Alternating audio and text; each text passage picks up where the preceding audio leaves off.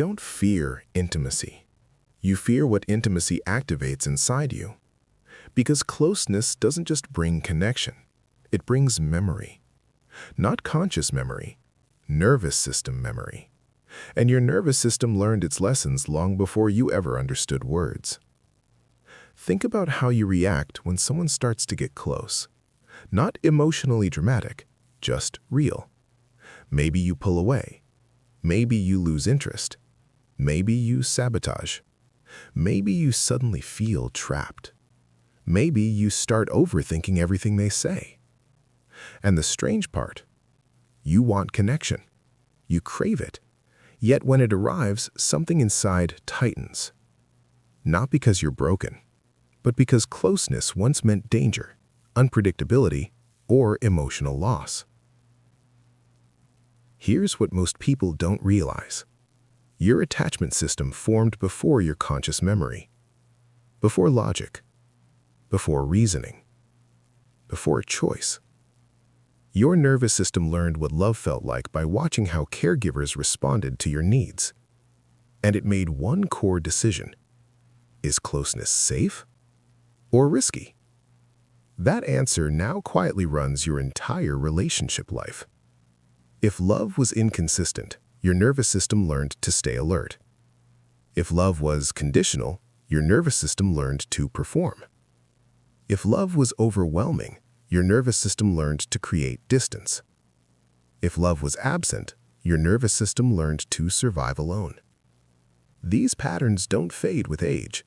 They become identity. That's why so many people feel trapped in the same relationship loops. They don't choose partners. Their nervous system does. It gravitates towards what feels familiar, not what feels healthy. And familiarity, when shaped by early emotional unpredictability, often feels intense, unstable, or unavailable. Which is why calm love can feel boring, safe love can feel suspicious, consistent love can feel suffocating. Because your nervous system confuses peace with danger. Not logically, emotionally. Here's the deeper mechanism. When attachment bonds feel unstable in childhood, your nervous system learns to associate closeness with emotional threat. So later in life, emotional intimacy activates the same survival circuits as physical danger. Heart rate changes. Muscle tension increases. Thoughts race. Urgency rises. Control behaviors activate. This isn't self-sabotage, it's threat response. Your body is trying to protect you, even when no danger exists. That's why people with attachment wounds often live inside contradiction. They want love, but they fear dependence. They crave connection, but they protect autonomy at all costs. They long to be seen, but they hide the parts that want to be held. So relationships become exhausting emotional battlegrounds. Not because love is hard, but because safety feels unfamiliar. And here's where identity begins to fracture. After enough failed connections, the brain stops blaming patterns and starts blaming self. I'm too much. I'm too distant. I'm broken. I'm hard to love. I always ruin things. But none of those are true. You are not broken. You are conditioned. And conditioning is reversible. Here's the most important psychological shift. Your relationship struggles are not personality flaws. They are nervous system habits. And nervous system habits change through repeated emotional safety exposure. Not force, not logic, not pressure, but experience.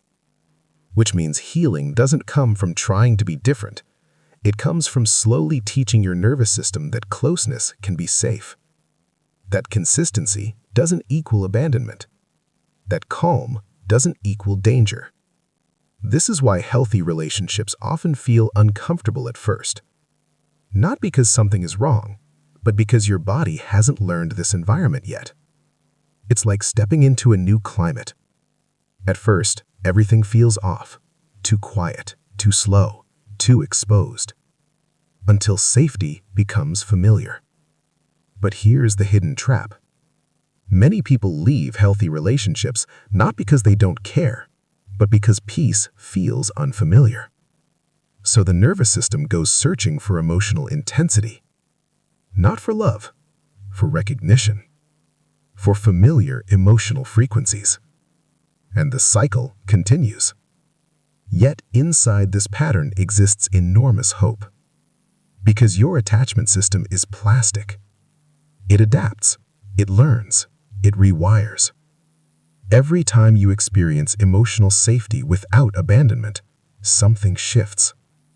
Every time vulnerability isn't punished, something softens. Every time consistency doesn't disappear, something recalibrates.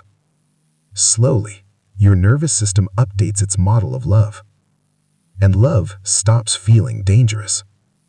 But here's the deeper question.